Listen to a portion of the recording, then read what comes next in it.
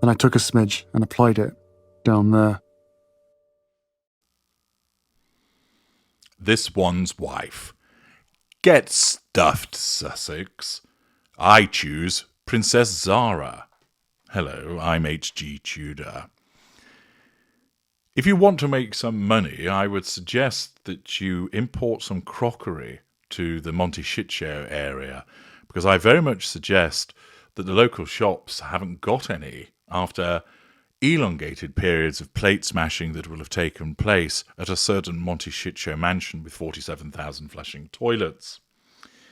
Following the triumphant appearance of the Princess of Wales recently, the trooping of the colour, the Taylor Swift selfies with Prince William, it really has been a smashing time over there in Monty Shit Show, and the living saint that is this one's wife has been largely hidden from view. As of late, perhaps it's difficult to open the doors because there are so many smashed plates blocking them. But it's more bad news for her. It's been a somewhat rough year for the royal family, but they continue to show resilience and perseverance in the face of the health concerns that have arisen.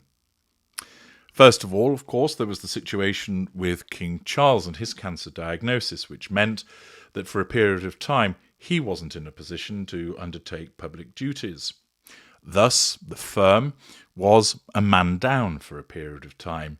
And then the Princess of Wales also wasn't available for team selection as a consequence of her abdominal surgery and then cancer diagnosis. Things were starting to look a bit thin on the ground. You could well imagine that this one's wife would be jumping up and down, hand in the air, saying, me and Harry are available. But of course, that was met with disdain. And despite there being numerous attempts to manifest invitations and involvement in the royal family once again, these understandably came to naught as a consequence of the royal family's stance of no contact with the gruesome twosome. Thus, when King Charles wasn't available and this one's wife jumped up and down trying to attract attention, she was ignored. When the Princess of Wales wasn't available for team selection, this one's wife jumped up even down with greater ferocity, pointing out that her and has-been could perhaps fill the gaps. They were ignored.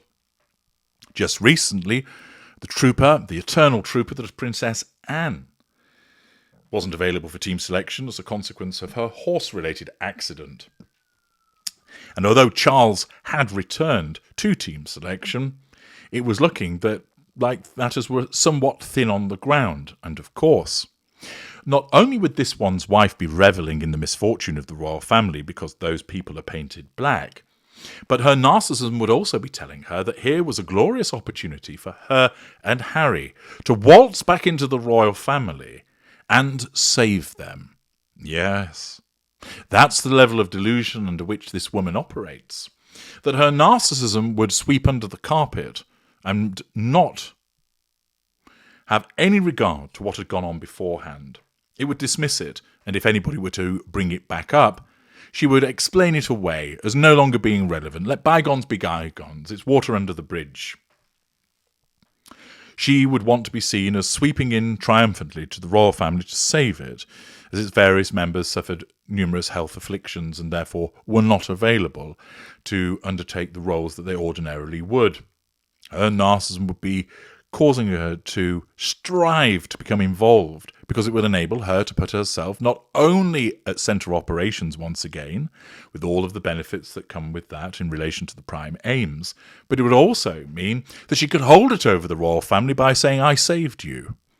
Because that's how her narcissism would portray it in her world, that she, the eternal shining brightness of her wonderfulness, caused her to return to the royal family, notwithstanding the way that you've treated me. I am such a good person, I've put all of that to one side, and I've come here and I've saved you by me and Harry undertaking engagements and straightening you out. She would truly see herself as the modern saviour of the royal family, whereas, of course, her narcissism is desperate for her to be involved because she's failing at everything else, and the only thing that truly makes her relevant is her connection to the royal family. Everything else that she seeks to have done has failed. And the only reason people know about her is because of the man that she married. Her narcissism recognizes this, although she does not. Her narcissism recognizes the importance of maintaining a connection to the royal family by virtue of using that connection to go after the prime aims. And therefore her narcissism would have seen it as an excellent opportunity to sweep back in under the auspices of saving the royal family and being a good egg generally by helping out. Notwithstanding the depletion in person power at the royal family, the king didn't make this move, didn't accept the oft wavered around olive branch, but instead has embarked upon a possibility which would cause more plate smashing, frustration and consternation for this one's wife. Hilary Rose explains in the Times that the king has always been full of bright ideas, from the fate of the Patagonian toothfish to the design of the National Gallery. His latest idea, however, is particularly bright. According to the Mail on Sunday, he wants to make Zara Tindall a princess and send her out to work on the royal front line. Did you hear that shriek of desperation from Monty Shitshow then? Yes.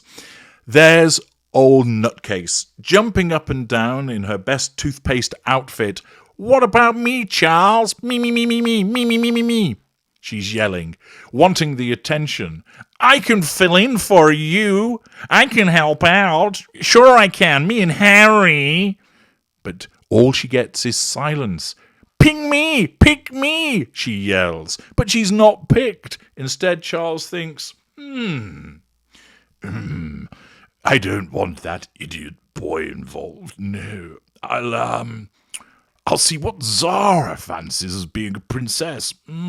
Yes. And accordingly, it's stated that she may well be made a princess and sent out to work on the royal front line. This will infuriate this one's wife because she's been passed over. That she believes that she's the one that should be brought in to save the royal family, not Zara. Charles's logic is impeccable. Zara stole the show when she helped Prince William to host a garden party at Buckingham Palace earlier this summer by brushing up well and looking delighted to be there.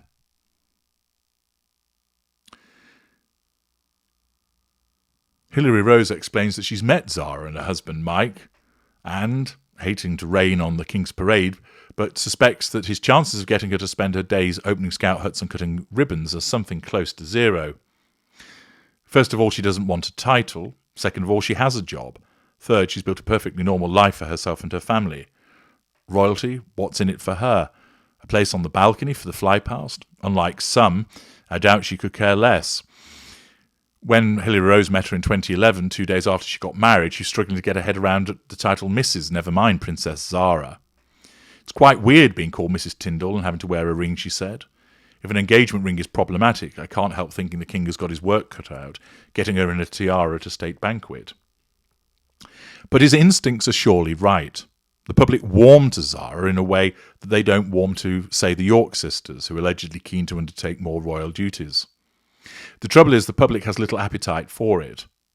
The constant briefings that Beatrice and Eugenie are ordinary working mums falls a little flat when they refer to themselves as princesses at every opportunity, and you see them, as I did, getting into a chauffeur-driven Range Rover in Chelsea, protection officer holding the door open after lunch in the middle of the week. Ordinary working mums not wearing Chanel ballet flats to swan around Chelsea on a Tuesday. Like their parents, the York sisters come across as just a little bit too keen on the flummery, and the public sense it. Zara, on the other hand, is allergic to flummery, and the public sense that too. I'm lucky that I get to work outside and I love what I do, she told Hilary Rose, lounging on a sofa at a friend's house in Gloucestershire. She was wearing flip-flops and her toenails were painted electric blue, her something blue for the wedding. That in itself tells you the line she walks, between royal and not royal. Her something borrowed was her mother's priceless diamond tiara, and her wedding reception was held in a palace. You know, obviously I was very lucky that my grandmother let us have it there, she said, referring to Queen Elizabeth and the Palace of Holyrood House. She was perhaps understandably guarded and spiky. Early attempts to thaw her out fell flat. Why aren't you on your honeymoon? Hilary Rose asked with a smile as her introduced. She didn't smile back. Because I'm here, she replied. Talking about the royal hoopla that surrounded her wedding and the need to switch from one life to the other, she said, "Most of the time, I just get on and do what I do," which is to ride horses professionally. She has an Olympic medal and an HGV license, which she uses to transport her horses around the country to the events which pay the bills, thanks to the sponsorship she attracts. She's estimated to earn well over £1 million a year from sponsorships with everyone from Land Rover to Rolex, but she was clear about that too. When she started out, her parents told her she was not allowed to accept or solicit sponsorship until she'd proved herself. They didn't want even a hint of accusation that she was cashing in on her royal relatives, something her brother might usefully have borne in mind when he appeared billed as a member of the British royal family in a Chinese advert for milk, and, of course, is a complete contrast with the behaviour of this one's wife. The fact is that Zara Tindall is down to earth, well liked by the British public, and Charles would be taking a sensible step were he able to persuade her to adopt such a title and become more involved in representing the royal family. It might not be something that he could persuade her to do, but it makes perfect sense.